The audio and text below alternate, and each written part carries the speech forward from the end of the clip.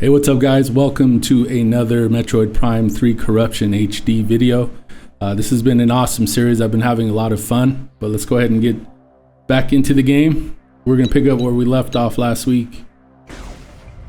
We just destroyed the first of the shields that are protecting the center area. So we are gonna get that other one taken out so we can progress through this level and make our way back to Skytown. It was cool to go, and even though I messed up and went out there a little early, it was still, I love that area, so it was cool to get a little sneak peek of how amazing Skytown looks with the HD texture pack and the shaders, the reshade shader setup I've got. And I can't wait to get back out there, so let's get there as soon as we can. Oh, these guys get corrupted and they're such a pain.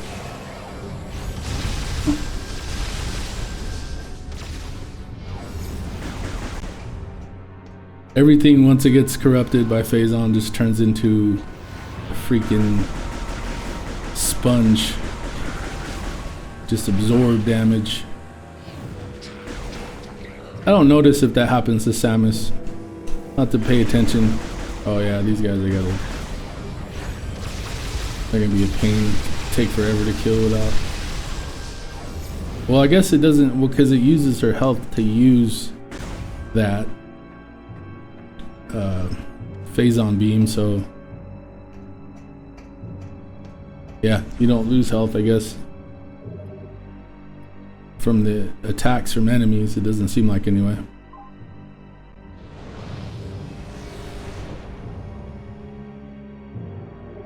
Another thing I'm curious is if you guys have tried the HD texture pack. What do you think? There are things that are definitely better. I feel like the stuff that I've made from scratch help a lot. Like those control panels, like I've said before, they look not great upscaled from on the originals. I also went and found models and things that I could throw in there from different parts of the game, some of them that were higher resolution assets, and so they look pretty good.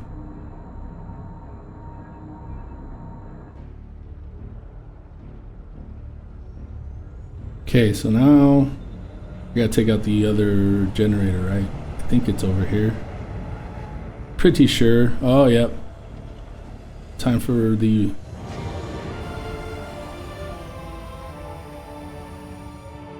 final bombing run, I think. Just gotta go all the way back. I wish that shortcut worked both ways. This one right here. That guy.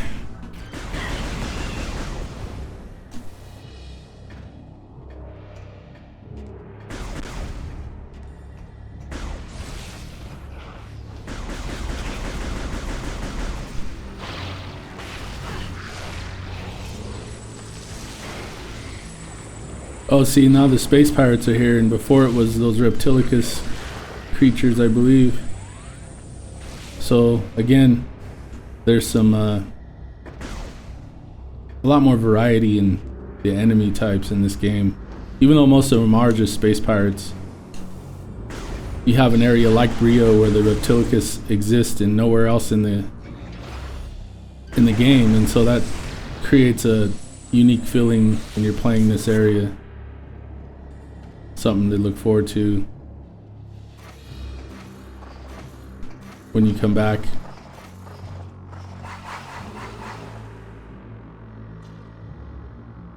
Although I can't remember if are the reptilicus just gone now? It's just space pirates, or do they come back? I can't remember. Oh, I need I think this is where you go to the other part of Brio, the ice area. I feel like there's a shortcut to get back over here, but I can't remember. Maybe I can't unlock it yet. Oh, that was cool.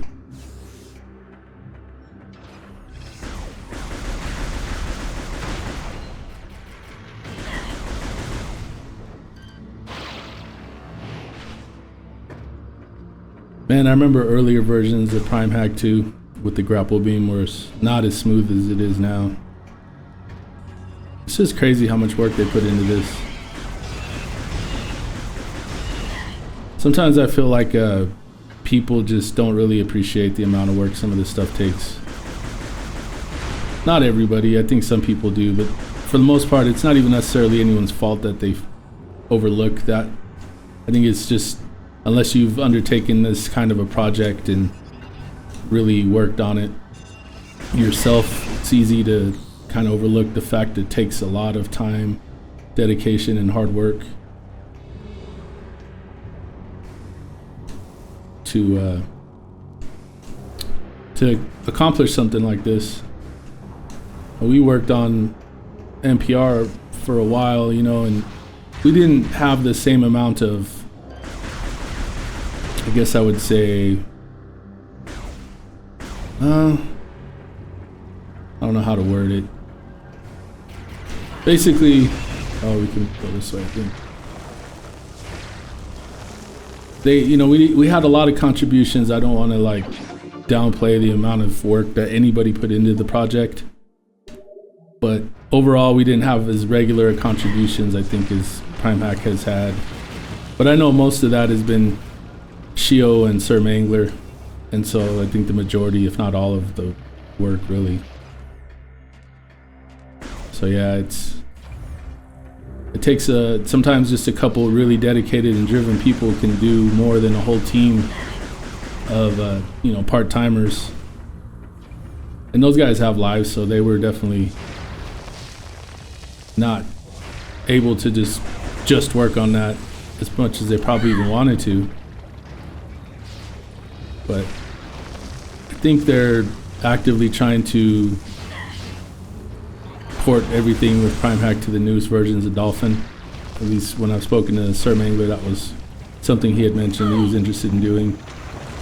But again, it takes so much time and dedication to do stuff like this, so it doesn't always happen as quickly as some people would like. But I mean, you can always offer to support in some ways. I don't know if those guys have a Patreon or they even take donations, but that is one way that people can support these type of projects, as far as like PrimeHack and even NPR. That was one thing where if I could have afforded to pay artists to contribute the texture work to the NPR while we were working on it, I would have definitely done that. But unfortunately, I just don't have those resources to be able to do that. So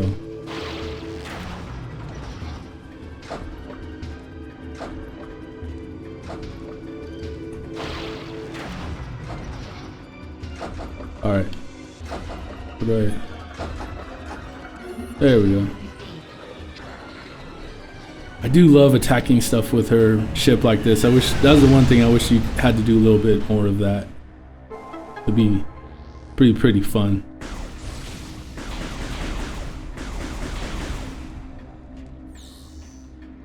But yeah, I think we had some awesome artists working on the game, and I really appreciate the amount of work they put into it. The two that probably contributed the most outside of myself would have been, I think, Neril. He did a lot in Talon Outworld, which was actually probably one of the harder parts of to do, because there's so much natural textures, and he did such an amazing job at redrawing those. He's an awesome artist, man. It was really cool getting to work with him. But he contributed a lot in that area. And then there's an artist named Agent Papercraft. I believe that was his name. Sorry if I said that wrong. I haven't spoken to some of these guys in a long time, and I think it was Agent Papercraft. And he was a very talented artist as well. He did a lot of natural textures as well. Am I going the right way? I feel like I'm not. But he contributed a lot in the Chozo ruins. And so that's definitely a big thank you to them. Oh, we had another guy, Alex Aguilar, I believe. who did some texture work, and he was very, very talented as well. Ashan, or Sardines in Space, he contributed some, and he's also a very talented artist. Alright, let's take this thing out. I did do the bulk of the texture work, probably 90% to be honest with you. And I was, you know, there was times where I was just really grinding, doing a lot. And I never really expected that from anyone else, you know, as the person who originated the project, and I just felt that was necessary to get it done, you know. Still operating. I can't bomb that from here? I can't remember. I got both of them.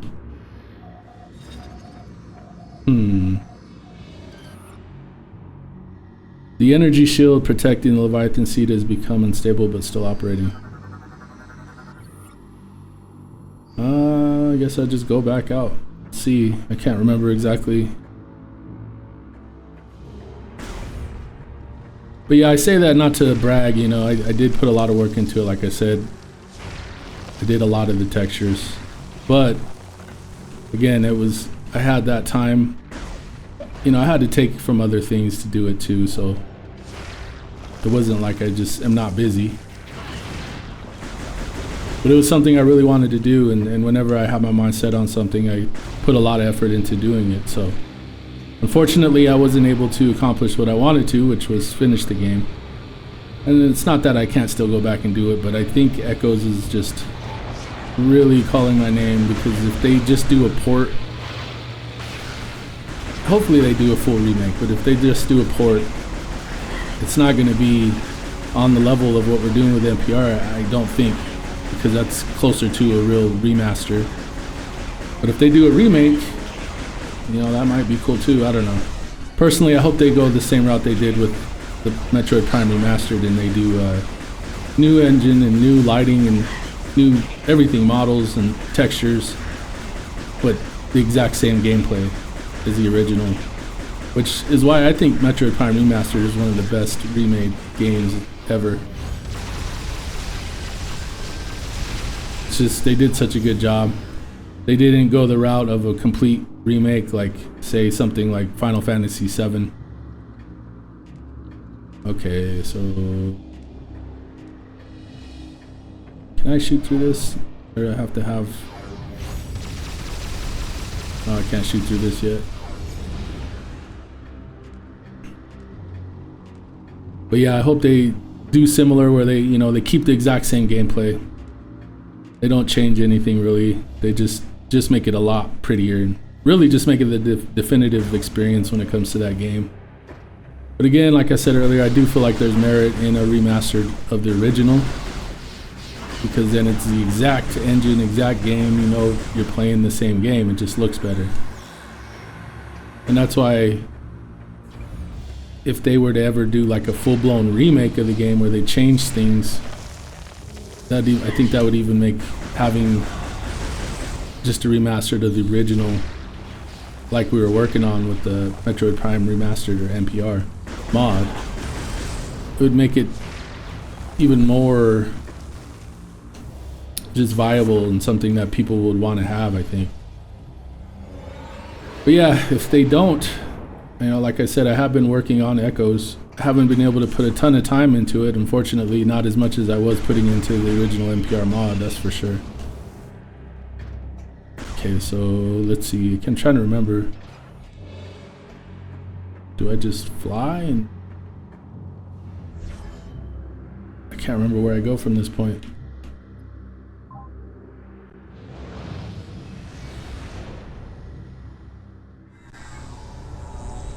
Do I could just go back to the first landing zone? I don't think so. I can't. Took out both cannons, or both generators. Let's go back here and see. I can't quite remember. I think there's another spot, right? Yeah, there is, where I gotta actually hit that shield with the bomb.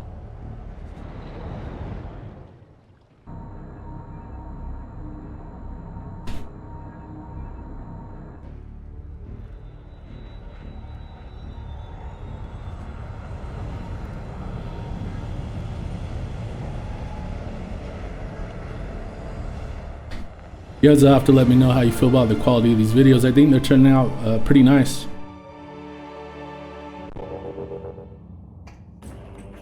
There it is. Pretty sure I go through here. Oh, I love this track. It's still so good. Every time I hear it, it never gets old. That's how you know you've got great music, when you can just listen to it over and over. So good.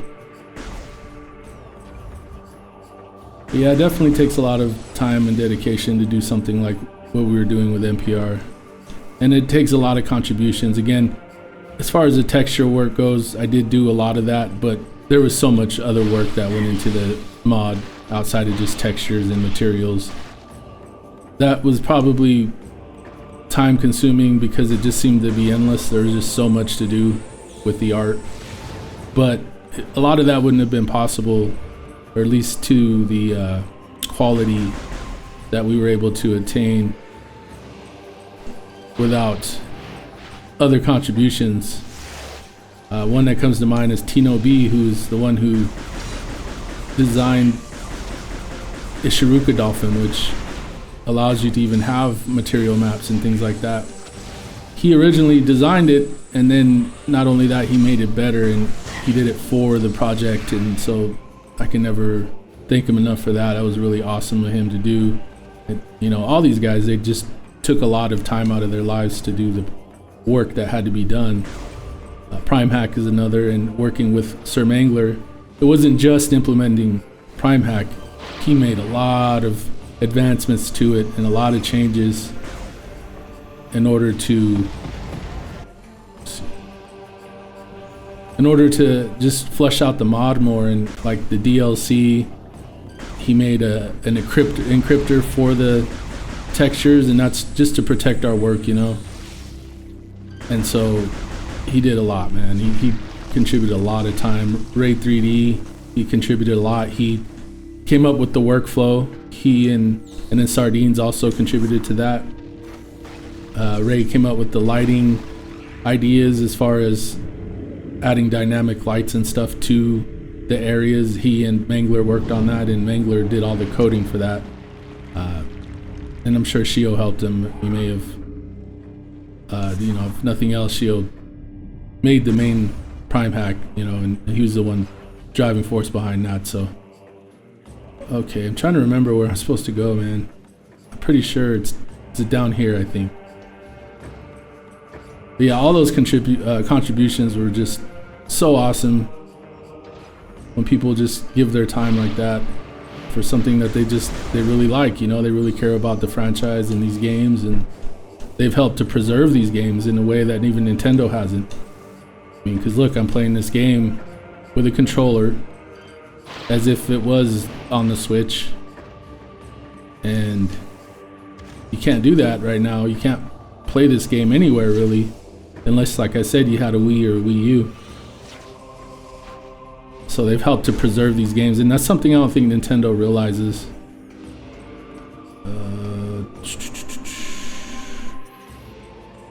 Okay, this is, oh, is it through here? Maybe? Oh, I can't get in there yet. Oh, no, this isn't it, because I remember I went to the spot I had to go through. Pretty sure. It'll come back to me.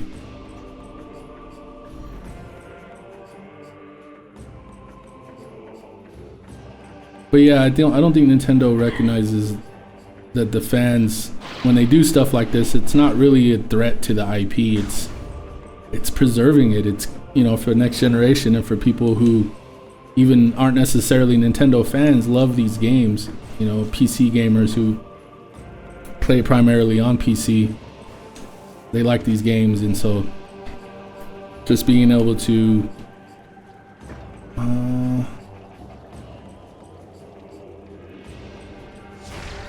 I honestly can't quite remember where I'm supposed to go. I know I was just there.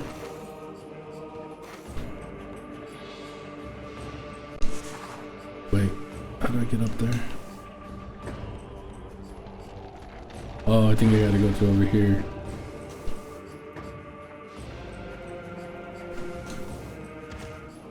But yeah, I wish Nintendo would realize that and not hit every single project that comes out fan-made with a DMCA for whatever reason.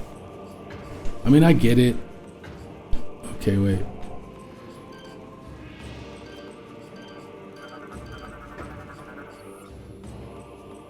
A large battery appears to have been removed.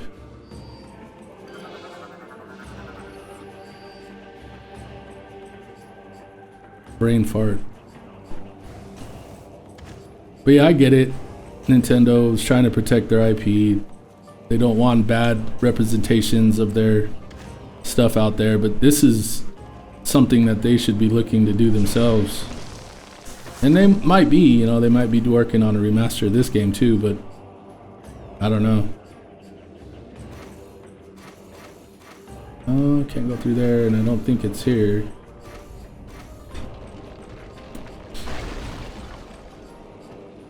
I didn't expect to get stuck this soon. Just trying to remember, I could have swore it was down there, but it's not. It's not down here. I can't get in the red doors yet. At least I don't think I can. Alright, let's go back out.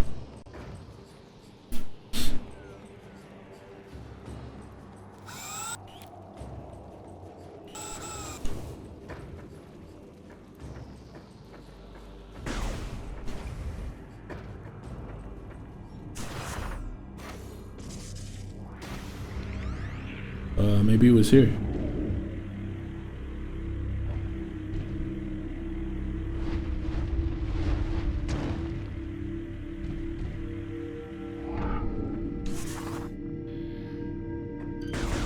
But yeah, I just wish that they would recognize that and be a little more lenient that way. Nintendo is definitely old-fashioned. And I think they feel like if something like that's gonna be done, they should be the ones to do it, but they're not doing it. And I don't know this, but I do feel like NPR did lead somewhat to their decision to remaster the game. You know, just seeing the amount of fan response when it came to that project, and I think that may have... You know what? Where am I going? Hold on. No, it's got to be here somewhere. Was it over here? Oh, maybe it's over here actually.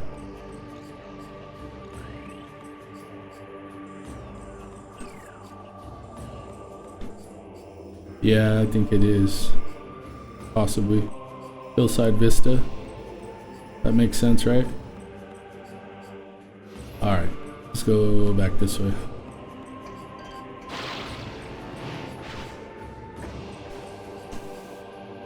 I just want to get to Skytown, man.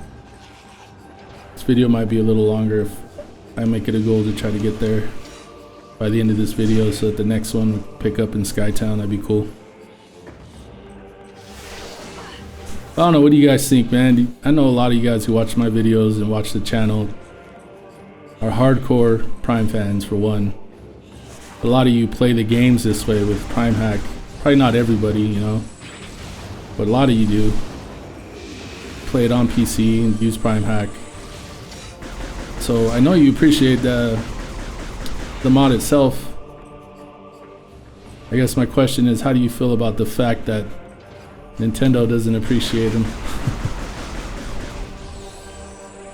I think too, they don't realize that that hurts their public image. You know, people really love these mods and love these games, and being able to preserve them that way, it just doesn't seem to be that important to Nintendo.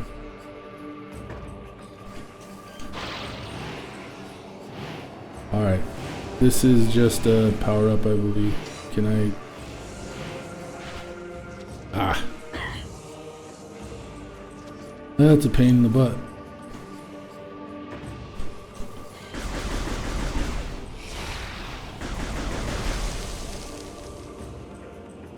Yeah, personally, I think it hurts their image. I think that a lot of people find Nintendo to be, I don't want to say greedy.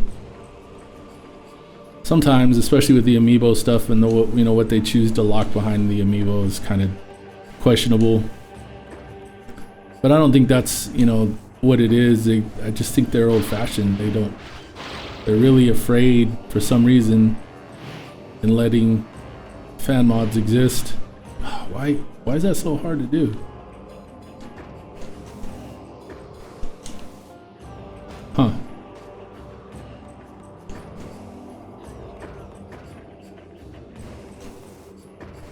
I don't remember that being difficult. I'm just probably making it harder than it needs to be. Ah.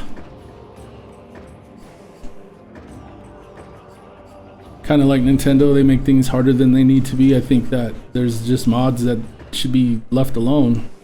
I'm glad they haven't come after Dolphin, and I don't think, maybe they have, and they just really can't do much about the Dolphin mod. Oh, come on. Yeah, this is the video where it's like fail after fail.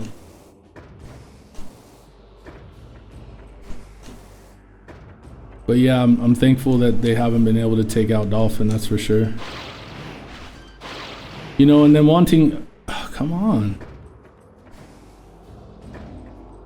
Is it worth all the hassle for this power-up? It's probably just a missile. Maybe it's an energy tank, but I don't think so. Yeah, I feel like it. Oh my gosh, dude. What is going on right now? Can I get to this one? No. This is getting to be painful. I might have to just skip it. But is that the way I'm supposed to go though? I can't remember. No.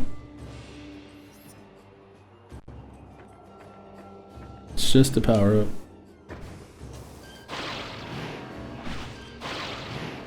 Come on. It just does not want to catch that corner. Alright, I'm going to leave that alone for now. That's quite irritating. No, this isn't it either, is it? This is just the power up that I already got. Yeah.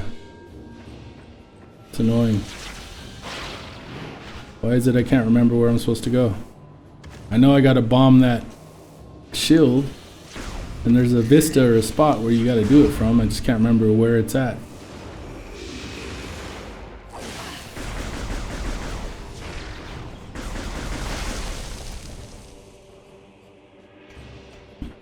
Okay, let's give this one more shot.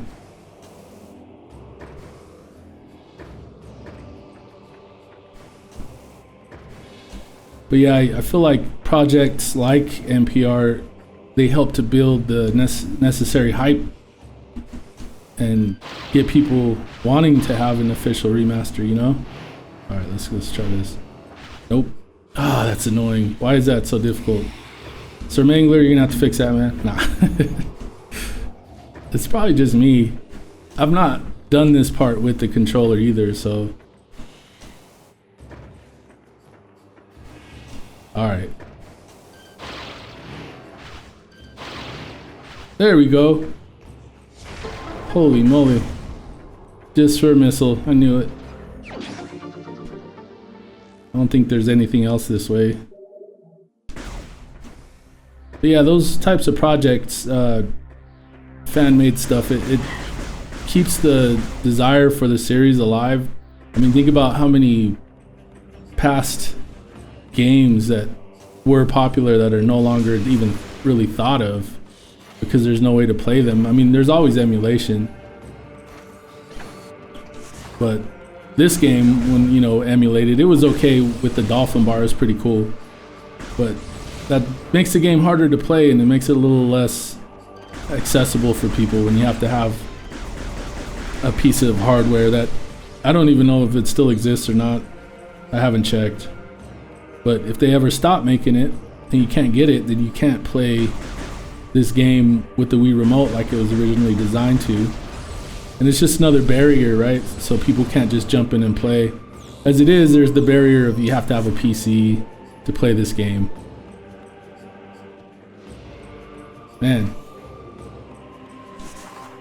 I might have to fly somewhere else. I can't remember exactly what I'm supposed to do.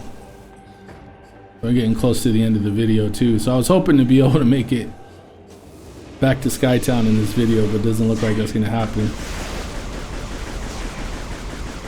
I'm gonna have to do some soul searching and brainstorming to remember where the heck I gotta go. At the very least though, I've enjoyed the conversation and the topics I've been able to talk about. I'm really curious to hear what you guys have to say about some of this stuff.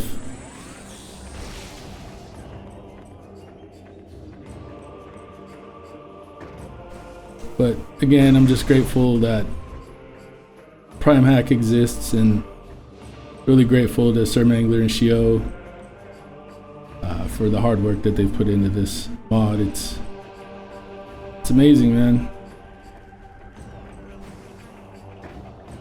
It looks like we're gonna go ahead and pick up from here next time. Again, thanks everybody for just being a awesome supporter of the channel, and really a supporter of Metroid Prime. Metroid, period. It's one of the greatest sci-fi games ever made, in my opinion. One of the greatest games, period. And my favorite series in gaming, period. So I'm glad you guys can join me, and I hope you enjoy this playthrough, and I look forward to seeing you guys next time. So see you guys real soon.